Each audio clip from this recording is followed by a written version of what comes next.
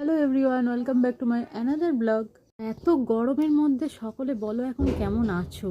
তো এই গরমের মধ্যে একটাই কথা তোমাদেরকে বলতে পারি যে হালকা জামা কাপড় পরো।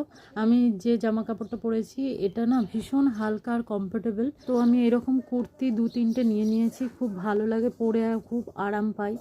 আর এগুলো পরে তুমি ঘরের সমস্ত কাজ করতে পারবে, তাতে কোনো অসুবিধা হবে না। আর যত পারো বেশি বেশি করে জল খাও।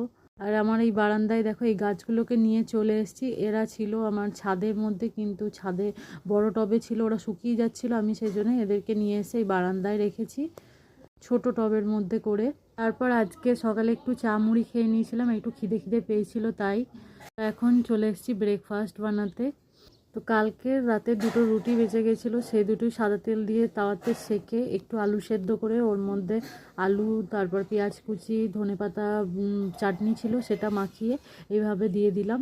আর ওপর থেকে আরেকটু ধনেপাতার চাটনিটাও দিয়ে দিলাম। আর এটা খেতে না ভীষণ টেস্টি হয়। আর ওপর থেকে একটু মধু দিয়ে দেব।